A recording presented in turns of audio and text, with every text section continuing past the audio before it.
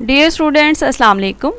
Today is 16 July 2020, Thursday, and I am your English teacher going to deliver a visual lecture for the reading translation, glossary, MCQs, and question answer of unit number 12, as well as we will revise letter number 2 from grammar and composition.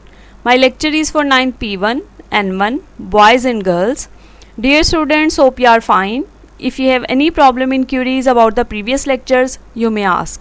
As you know students, we have started our summer vacation homework from the textbook as well as grammar and composition and completed the reading translation of paragraph number 1 to 9 from unit number 12, 3 days to see, देखने के लिए 3 दिन.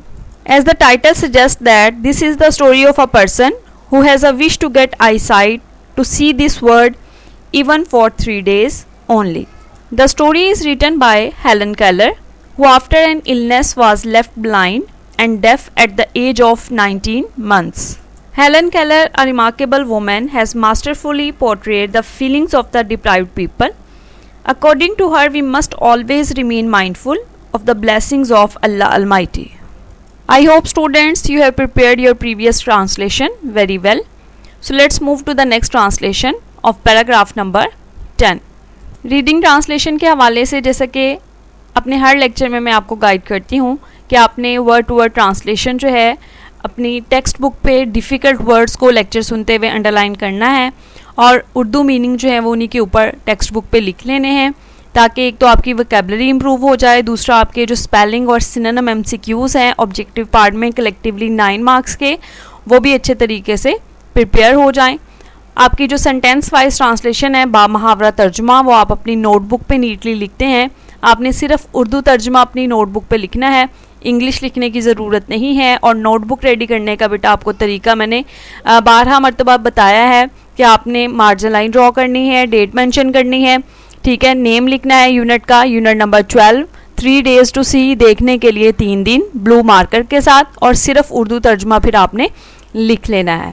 ठीक है. Paragraph number 10 हमने शुरू किया हुआ था. इसमें हमने देखा था कि वो जो देखने वाले लोग हैं उनके बारे में बात कर रही थी कि वो बहुत कम देखते हैं अपनी इनर आई से, यानी कि बहुत कम फील करते हैं चीज़ों को.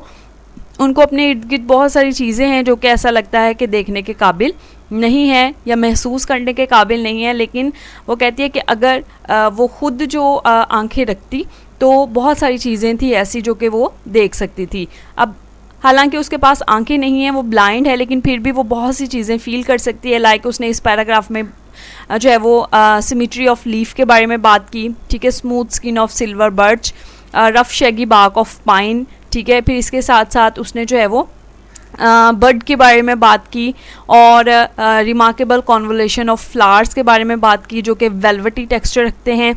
फिर इसी तरह से उसने जो है वो एक छोटे परिंदे की जो थरथराहट है जब वो गाना गा रहा है किसी भी शाख पे बैठ के, उसके बारे में बात की कि उसको कितनी खुशी महसूस होती है इस तरह की चीज़ों को फील करके. ठीक है, यहीं से आगे हमने कंटिन्यू करना है. ध्यान से आपने बेटा अपनी नोटबुक में इसको नोट डाउन कर लेना है.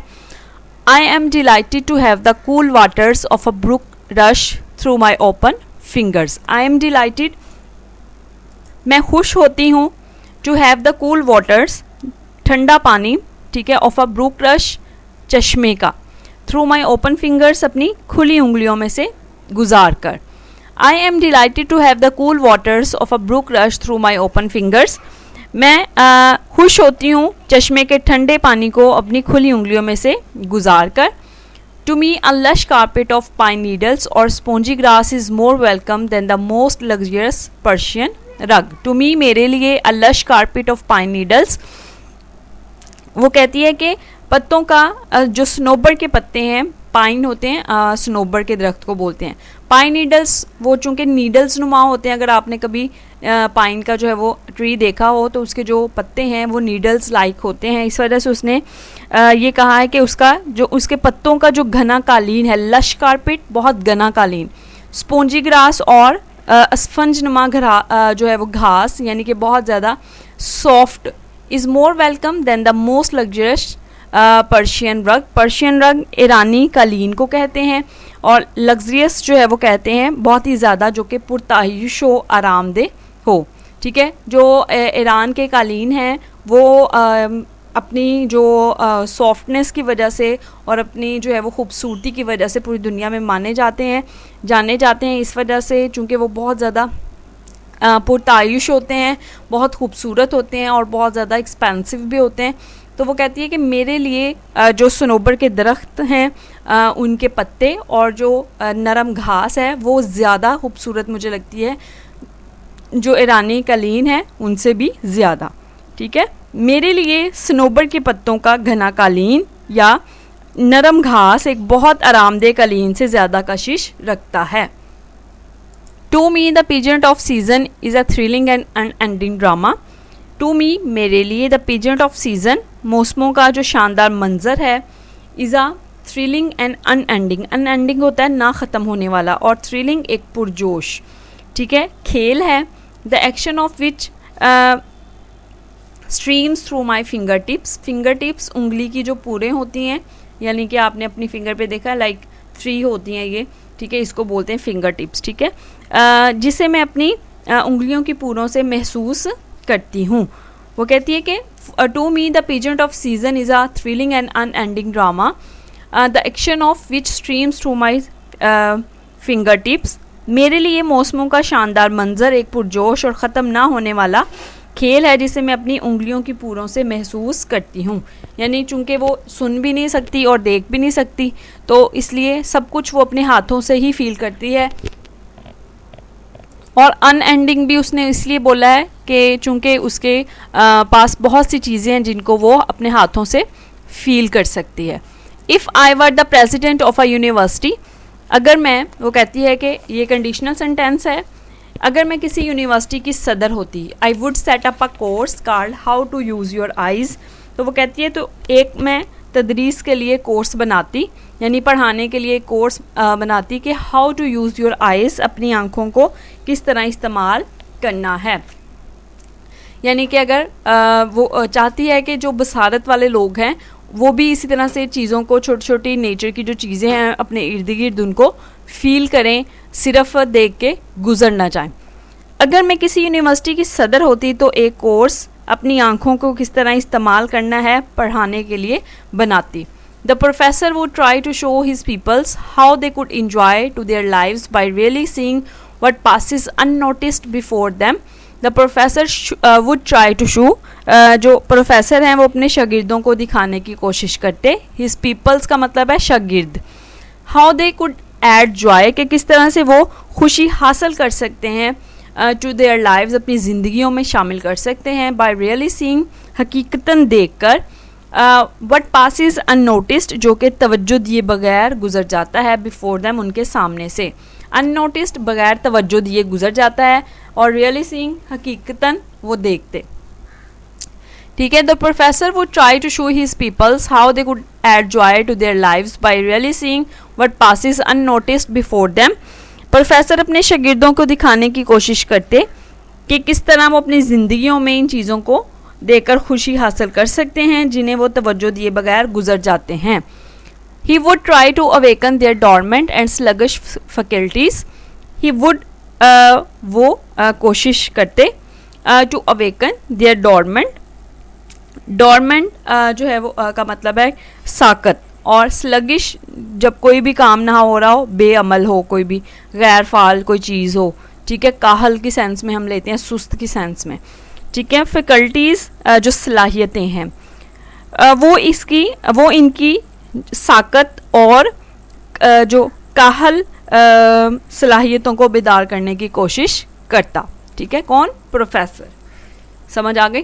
ठीक है, आपने बेटा जो है वो इन पैराग्राफ्स को प्रॉपरली अच्छे तरीके से याद कर लेना है, और इसकी जो ट्रांसलेशन है वो अपनी नोटबुक में लिखनी है। समझ आ गई? सिर्फ ट्रांसलेशन अपनी नोटबुक में लिखनी है। उसके बाद है बेटा आपका थीम, जहाँ पे चैप्टर एंड होता है वहाँ पे थीम है। थीम आपको पता है, हमने इसके लेसन के इंट्रो में भी और रीडिंग ट्रांसलेशन के दौरान भी जो है वो समझ लिया है। मरकज़ी ख्याल होता है वैसे थीम कि इस लेसन में जो राइटर है वो क्या सिखाना चाह रहा है अपने रीडर्स को। तो इसमें हेलन केलर जो कि इसकी राइटर है, आ रिमार्केबल वुमन, एक शानदार औरत है, has masterfully portrait the feelings of the deprived people. वो क्या कहती है कि एक गैर मामूली खातून किस सेंस में है कि चूँकि वो ब्लाइंड है और डेफ भी है, लेकिन फिर भी वो लिखती है और बहुत खूबसूरत लिखती है। उसने कमाल महारत से महरूम लोगों के एहसासात की तस्वीर कशी की है। Physical fitness according to the author is a boon least appreciated by those who are blessed by it. वो कहती है मुसन्फ़ा के नज़दीक जिस्मानी तंदुरुस्ती एक नेमत है जिसे वो लोग बहुत कम सराहते हैं जिन्हें ये अता हुई है। According to her we must always remain mindful of the blessings of Allah Almighty. इसके मुताबिक हमें हमेशा अल्लाह ताला की ये ताकतदा नेमतों की कदर करनी चाहिए। ठीक है, बिल्कुल ठीक बात उसने थीम में की है कि हम और बाकी नेमतों का तो चलो शुक्र अदा कर ही लेते हैं, कभी कभार खाने पीने का, अपने ड्रेसेस का या किसी भी हवाले से अल्लाह ताला का जो कि हमें मिलती हैं हमारी दुआ के बाद। लेकिन कुछ चीज़ें ऐसी भी हैं जो कि हमें बाय बर्थ मिली हैं, ब्लेसिंग्स लाइक हमारी आंखें हैं देखने के लिए, हमारे कान हैं सुनने के लिए, ठीक है, नोज़ है, हमारे हाथ पाँव हैं, लेकिन हमने कभी भी इन चीज़ों का ख़ास तौर पर अल्लाह ताला के सामने शुक्र अदा नहीं किया।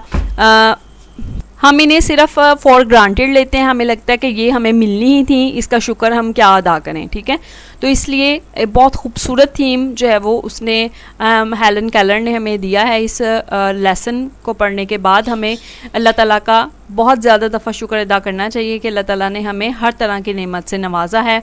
आँखें, कान, नाक, हमें जो है वो देखने की सलाहियत, छूने की सलाहियत, बोलना हमें जो है वो अल्लाह ताला ने सिखा दिया है। हमारे हाथ पांव सलामत हैं, हमें अल्लाह ताला ने सेहत बख्शी है, कोई भी किसी भी किस्म की बड़ी बीमारी जो है वो हमें जो है वो उसमें हम मुब्तला नहीं। ख़ास तौर पे आजकल में देखें अगर आप तो ये कितनी जो है वो एक खौफनाक किस्म की वबा है कोविड-19, लेकिन हम में से तकरीबन जो भी स्टूडेंट्स या हम हैं हम जो है वो इस वबा से बचे हुए हैं, तो जो है वो अपना जो है वो काम सही तरीके से परफॉर्म कर रहे हैं। ठीक है, तो इस चीज़ का भी हमें अल्लाह ताला के सामने बहुत ज़्यादा शुक्रगुजार होना चाहिए। ठीक हो गया। उसके बाद बेटा ग्लॉसरी है जो कि हमने करनी है आज के लेसन की। ग्लॉसरी आपको पता है कि आपने स्पेलिंग और सिनोनिम एमसीक्यूज़ के लिए तैयार करनी होती है। जो गिवन वर्ड्स हैं उनको आपने स्पेलिंग के हवाले से तैयार करना है, उसके सामने दिए गए अल्फाज को आपने सिनोनिम एमसीक्यूज़ के लिए तैयार करना है। ठीक है, तो जब आप इसको तैयार कर लेते हैं और साथ साथ टेक्स्ट बुक के जो डिफ़िकल्ट वर्ड्स आपने अंडरलाइन किए हैं, तो आपका ऑब्जेक्टिव पार्ट बहुत अच्छे तरीके से अटैम्प्ट आप करने के काबिल हो जाते हैं। ठीक है, इसको ध्यान से सुनते जाएं। बाग है पहला वर्ड जिसका उर्दू मीनिंग होता है छाल। The outer covering of a tree, जो दरख्त की बैरूनी तय होती है सख्त वाली, उसे हम जो है वो बाग बोलते हैं। फिर है बर्च। बर्च वैसे बर्च ही इसे भी कहते हैं, लेकिन सरो भी कह सकते हैं हम। एक दरख्त है ट्री विद स्मूथ ब्रांचेस जिसकी बहुत ज़्यादा नरम शाखें होती हैं। चेजेंड, चेजेंड का मतलब होता है संवर जाना या पाकीज़ा हो जाना। To make someone feel sorry for what he has done, यानी जो कि काम उसने किया है उसके लिए उस पर शर्मिंदगा जो है शर्मिंदगी का एहसास, ये शर्मिंदा होना। डूम्ड का मतलब है फना होने वाला या बदहाल। सर्टेन टू फेल, यानी जिसकी किस्मत में फ़ेल होना, तकलीफ़ में मुब्तला होना या मरना लिखा है, उसे हम डूम्ड बोलते हैं। इन एनिमेट का मतलब होता है बेकैफ यानी कि बेजान। Note alive the way people, animals और प्लांट्स आर, यानी कि लोग, जानवर और पौधे जिस तरह से ज़िंदा रहते हैं इस तरह की कोई ज़िंदा चीज़ नहीं। फिर है मेलो, धीमा। Soft, become less extreme in behaviour, यानी अपने रवैये में नरमी लाना, उसको शिद्दत इख्तियार ना करने देना। फिर है पिजन। पिजन मीन्स बारौनक, मनाजर। A series of interesting events, दिलचस्प वाक़यात का एक सिलसिला। पैनोरामा का मतलब होता है मंजर। A view of wide area of land, यानी ज़मीन का एक खुला और वसी मंजर जो हमारे सामने हो, उसे हम जो है वो पैनोरामा बोलते हैं। शैगी मीन्स ना हमवार, having long and untidy hair, यानी जिस चीज़ पे लंबे लंबे और ना हमवार बाल हों उस चीज़ को हम शैगी बोलते हैं। स्ट्रोक का मतलब होता है निशान। A mark made by moving a pen और ब्रश एक्स्ट्रा, यानी जो है वो जल्दी से कोई भी निशान यूँ लगा दिया जाए उसको स्ट्रोक बोलते हैं। टेक्सचर का मतलब होता है साख। The feel of a fabric और सब्सटेंस, कपड़े या किसी भी चीज़ की जो छूने का एहसास है उसे हम टेक्सचर बोलते हैं। ठीक है। इन वर्ड्स को आपने प्रॉपरली याद कर लेना है, इनके जो सामने दिए गए सिनोनिम्स हैं उनको भी आपने अच्छे से तैयार कर लेना है। उसके साथ साथ MCQs हैं स्पेलिंग और सिनोनिम्स के, जिनको हमने तैयार करना है। आपको पता है कि आपके प्रीवियस जितने भी चैप्टर्स हैं उनमें भी हमने डिफरेंट जो बोर्ड के ऑब्जेक्टिव पार्ट्स थे उनमें से स्पेलिंग और सिनोनिम MCQs को कलेक्टिवली डिस्कस किया है आपके साथ मैंने, ठीक है। तो इस चैप्टर के भी बहुत इंपॉर्टेंट MCQs हैं। क्वेश्चन है बेटा आपका, choose the word with correct spellings, यानी सही स्पेलिंग वाले जो वर्ड्स हैं आपने उनको चूज़ करना है। इसमें आप देखें आपके पास है फर्स्ट वर्ड एक्सीलेंट, जिसका मतलब होता है शानदार, ठीक है। आप इसके लिए ऑप्शन देखें स्पेलिंग के लिए। फर्स्ट ऑप्शन AEXCELLENT एक्सीलेंट, 1 का A ऑप्शन, ठीक है। आपने अपनी नोटबुक जहाँ पे आपने उर्दू ट्रांसलेशन लिखनी है उसमें आपने बेटा जो है वो की बना लेनी है स्पेलिंग के हवाले से अलहदा और सिनोनिम के हवाले से अलहदा, ताकि जब आप टेस्ट की तैयारी करें तो आपको प्रॉब्लम ना हो। 1 का A ऑप्शन है, ठीक है। सेकंड आपका वर्ड है एटीट्यूड, एटीट्यूड जिसका मतलब होता है रवैया, ठीक है। 2 का आपके पास जो है वो B ऑप्शन में देखें spelling ATTITUDE attitude, B option इसके लिए, ठीक है। फिर उसके बाद वर्ड आपका एम्फसाइज, एम्फसाइज जिसका मतलब होता है जोर देना किसी भी बात पे, तो इसमें C ऑप्शन जो है वो आप देखें एम्फसाइज के लिए spelling EMPHASIZE emphasize, C option, ठीक है। फिर उसके बाद है वर्ड आपका विगर्ड, जिसका मतलब होता है कीननेस, ठीक है।